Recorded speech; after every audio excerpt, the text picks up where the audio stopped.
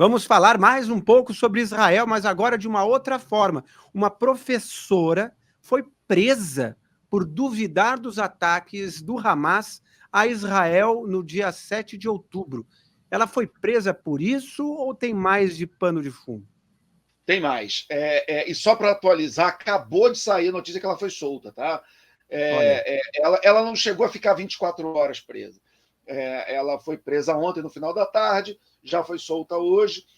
A polícia fez essa prisão, aí foi ao judiciário e o juiz mandou soltar, disse que não via, até o momento, motivos para a manutenção da prisão, então ela já está em liberdade. Vai responder qualquer investigação ou qualquer tipo de questão jurídica em liberdade. Então, só para atualizar aí, que acabou de sair essa informação. Então, está aí a figura. Ela é uma radical de esquerda, é como se fosse... Isso em Israel, né? Só para deixar claro, essa prisão foi em Israel. Em Israel, ela é israelense, ela é de lá, ela trabalha lá, ela é professora universitária na Universidade Hebraica e ela é mundialmente conhecida na esquerda, ela é uma acadêmica de esquerda, conhecida nesses círculos de humanas assim bem radicais. Ela foi inclusive defendida pela Judith Butler, que é o ícone dos transgêneros, da troca de sexo de criança e tal. Então você vê qual é a turma que ela anda, né?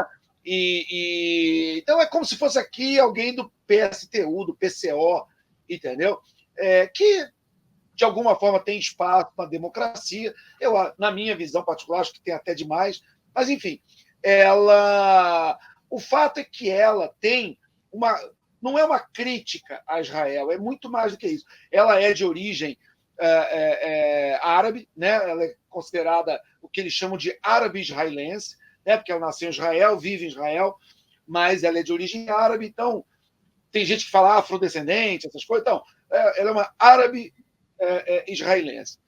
E ela tem uma postura que, na minha visão, passa do limite da crítica. Ela chama Israel de um país criminoso, ela diz que o sionismo deveria ser criminalizado como o nazismo, e ela chegou ao ponto que me parece, além de qualquer limite, que é quando ela, usando a plataforma que ela tem, que é a universidade, enfim, ela disse que ela duvidou dos relatos sobre o 7 de outubro, dizendo que podia ser invenção, que Israel estava usando mulheres e o corpo das mulheres para criar uma falsa narrativa que houve estupro, quando ninguém nega que teve estupro, ninguém. Primeiro que esse lado da extrema esquerda, quando o assunto é violência em relação às mulheres, elas sempre dizem que basta a palavra da mulher, que ninguém nem teria o direito de fazer, por exemplo, um exame corpo de delito. Se uma mulher chega na delegacia e diz que foi violentada, o acusado tem que ser preso na hora, não pode ter exame, não pode ter nada, porque seria uma outra violência e tal. Só que, no caso de mulheres judias, de mulheres israelenses, aí é diferente. Aí, não, veja bem, a palavra delas não é o caso, elas são usadas como peça de propaganda, enfim. Então, ela falou coisas muito graves, e principalmente num período de guerra, né, onde você pode estar criando riscos à segurança nacional, à coesão nacional, num momento de esforço de guerra. Então, alguma responsabilidade sobre essa pregação que ela está fazendo, eu acredito que ela deva ter. Eu defendo que tenha, mas talvez uma prisão em flagrante, sem ser antes passado por todos os trâmites de julgamento, aí é excessivo. Então, o juiz fez bem em ter libertado ela da prisão, ela que responda em liberdade às acusações, mas as acusações são graves. Ela é uma pessoa dissimulada também, porque em março ela fez essas declarações públicas, ela foi chamada na reitoria da universidade para se explicar, ela negou tudo, falou que foi mal interpretada, que na verdade não foi bem isso que ela disse e tal. O que aconteceu? Depois voltou a falar tudo de novo, entendeu? Então, não me parece uma pessoa lá muito, como direi, positiva no debate, construtiva no debate político, mas, ok, a democracia tem espaço, inclusive, para radicais que cometem atos como esse, mas que ela seja responsabilizada por seus atos. Eu acho que é um ponto importante num momento onde a gente está discutindo muito liberdade de expressão, e eu acho que essa discussão está muito polarizada, e eu acho que ela precisa de alguma nuance um pouco mais inteligente. Você tem de um lado, a esquerda, que tem normalmente essas posições autoritárias, que vem do Marx, né, de achar que a mão invisível e a ordem espontânea da sociedade criam desigualdades, criam opressores e oprimidos. Então você precisa ter um Estado forte, opressor, para não deixar que os agentes sociais, em liberdade, construam a sociedade, o que a história já provou que está errado, mas são variações dessa ideia, que é uma ideia autoritária na raiz, ela permeia muito das posições que vão da extrema esquerda ao progressismo, e você tem do outro lado o que seria aqui no Brasil, por exemplo, o bolsonarismo, que mergulhou nessa tese de liberdade de expressão, o que é uma hipocrisia, porque eles não têm nada de liberais. Eu lamento muito, inclusive, que tenha liberais que estejam comprando uma cartilha bolsonarista em tese, em nome de defesa de liberdade de expressão, mas estão se juntando a um grupo político que, quando estava no poder, perseguiu implacavelmente adversários, usava o atual ministro do STF, que já foi da AGU e foi do Ministério da Justiça, o André Mendonça.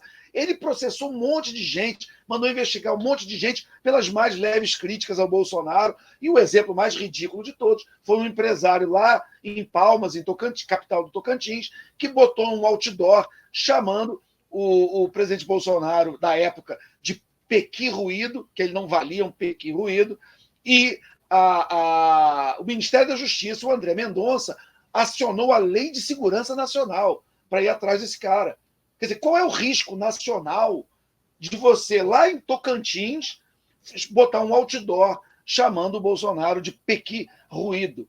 Entendeu? Então, essa turma hipócrita que usava o que a gente chama de liberdade para vender cloroquina no lugar de remédio, de vacina, falar mal de vacina, e o Brasil teve 700 mil mortos na pandemia, 4 vezes mais do que a média mundial. Muito claro, óbvio, evidente, como a CPI mostrou, em função de uma má gestão e muito dessa propaganda que foi feita usando a liberdade. Então, assim, é uma discussão que precisa de nuances. A gente vai voltar a esse assunto quando a gente for para a dica que eu quero falar de um documentário muito bom que está lá na Max, né? Antiga HBO, está no Max, que está muito conectada com esse assunto aqui que a gente está discutindo, que é entender a discussão da liberdade em 2024. Né? Eu entendo as pessoas que usam termos lá do John Stuart Mill, lá de 1859, tudo bem, tudo muito bonitinho e tal, mas em 2024 você joga uma mentira no ar para milhões de pessoas, basta um maluco ouvir aquilo que vai atrás e pode causar uma violência ou matar alguém. Entendeu? Então a gente tem que entender o mundo como é hoje. A gente tem que entender a responsabilização. Entendeu? Não é apenas uma opinião. Você falar, por exemplo, que vacina te transforma em jacaré, que se você está espirrando você é marica e tal. Isso não é só opinião, isso tem consequências. Né? E a gente está vendo isso. Então, como é que você responsabiliza as pessoas por essas coisas sem criar censura? É uma boa discussão que o mundo inteiro está começando a ter e vai continuar a ter. E outra, está vindo aí a inteligência artificial. Então, nós estamos vivendo um mundo em transformação. Eu espero que as pessoas com mente aberta, que entendam as novidades, que entendam o mundo atual, que não fiquem presos a bordões, a palavrinhas clichês que aprenderam na faculdade e tal, mas que entendam a nuance de um mundo complexo em transformação, possam entender também as consequências, por exemplo, dessa professora, ao dizer para um país em guerra, invadido no 7 de outubro, onde 20% da sua população tem origem árabe, né? Você tem tensões ali na Cisjordânia, em Gaza, isso é uma situação muito complicada, você chegar e usar a sua plataforma para dizer, por exemplo, que as denúncias de estupro daquelas mulheres que sofreram violências indescritíveis, né, na mão desses animais do Hamas, que aquilo era inventado, que aquilo era mentira. Isso não é só uma opinião. Isso não é só exercer sua liberdade de opinião. Isso é muito mais grave, com consequências no mundo real muito mais tangíveis do que apenas... exatamente, do que apenas eu tenho opinião A, você tem opinião B, nós estamos debatendo. É um pouco mais do que isso. Mas, enfim, o fato é, essa senhora, que é uma professora de 63 anos, na Dena... eu sei que o sobrenome dela é o mesmo daquele Dr. Morte, do Jack. Kevorkian? Oi? Dr. Kevorkian? Não, Dr. Morte, que é aquele cara que defende... que era o Jack Kevorkian, como é que era? Kevorkian. Kevorkian.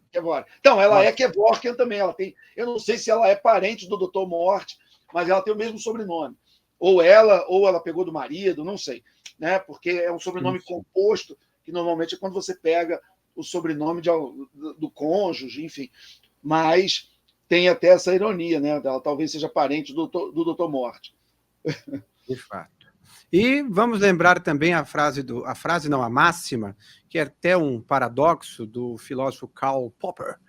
Os tolerantes só não devem tolerar os intolerantes.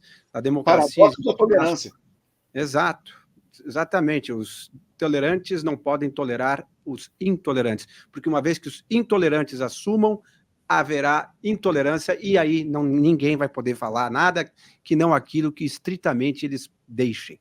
Então, uma coisa é liberdade de opinião, liberdade de expressão, outra coisa é, como parece ser o caso dessa senhora, que é inconsequente e faz acusações graves pautada pela liberdade de expressão.